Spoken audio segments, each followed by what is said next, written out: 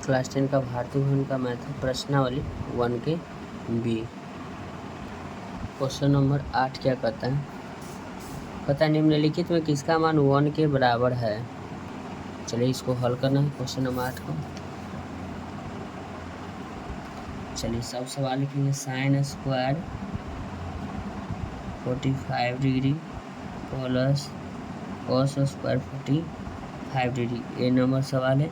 तो sine square 45, sign 45 का जो मान होता है 1 बटा क्या लिखेंगे √2, तो 1 बटा √2 के स्क्वायर प्लस कॉस 45 का मान लिखेंगे 1 बटा √2 के स्क्वायर लिखेंगे। ठीक है, इसको हमको हल करना है तो लिखेंगे स्क्वायर से तो रूट मेरा क्या हो जाएगा, कैंसिल हो जाएगा।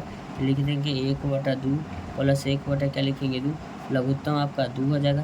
2 में 2 से भगा देंगे 1, फिर 2 में 2 से भगा देंगे 1 बराबर 2 बटा 2, कट के क्या आ गया 1। पूछ रहा था किसका मान 1 के बराबर होगा, तो पहला नंबर ए यहाँ लिख देते हैं, जो आएगा उसको लिख लेते हैं।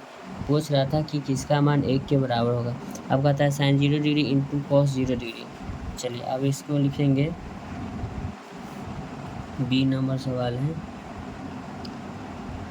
Sign 0 degree into cos 0 degree, तो साइन जो 0 का मान होता है आपका 0 होता है, क्या होता है, और कॉस जो 0 का मान होता है 1 होता है। तो 0 गुना 1 क्या हो गया 1, ये आपका नहीं 1 पूछा था ना, ये नहीं होगा। बी के बाद आप सी नंबर भी क्या देख लेते हैं।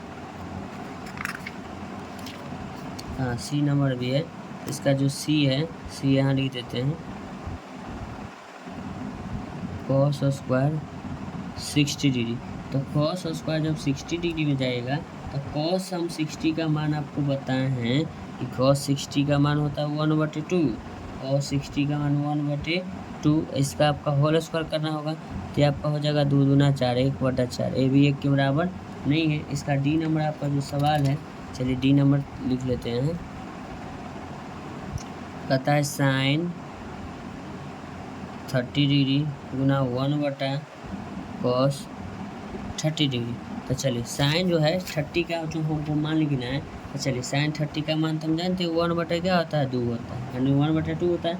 और चलिए कॉस 30, तो कॉस जब जाएगा 30 डिग्री में तो कॉस 30 का जो मान आपका होता है √3/2 होता है, क्या होता है, इसके बटा में 1 लगा हुआ है, यहाँ देखिएगा। इसको लिखेंगे 1/2 गुना, ये भागा का चिन्ह है, 1 बटा कुछ नहीं 1, भागा में कितना हो जाएगा आपका √3/2। इसको लिखेंगे 1/2 भाग उल्टा गुना 1/1 को भाग उल्टा गुना 2 पर √3 नीचे 2 से 2 आपका क्या हो जाएगा, कैंसिल आउट हो जाएगा। तो 1 गुना 1 बटा में रूट क्या हो जाएगा 3, ये भी 1 के बराबर नहीं आया है, तो ये भी 1 के बराबर आपका नहीं आया। तो चलिए आपका जो आंसर होगा 8 का पर्सनली 1 आएगा, तो लिखेंगे 8 का ए नंबर जो होगा आंसर होगा 8 का ए नंबर 1 के बराबर आ गया। 8 का देखिए 8 का ए नंबर 1 आ गया। ठीक है, तो 8 के आपका ए नंबर आंसर क्या है, बिल्कुल राइट। तो ऐसा ही वीडियो का कंटेंट पाने के लिए अपने चैनल को लाइक कर सकते हैं, चैनल को सब्सक्राइब कर सकते हैं। थैंक यू सो मच, मिलते हैं आपसे नेक्स्ट वीडियो में। मेरे वीडियो पर समय देने के लिए धन्यवाद। आपका दिन शुभ हो।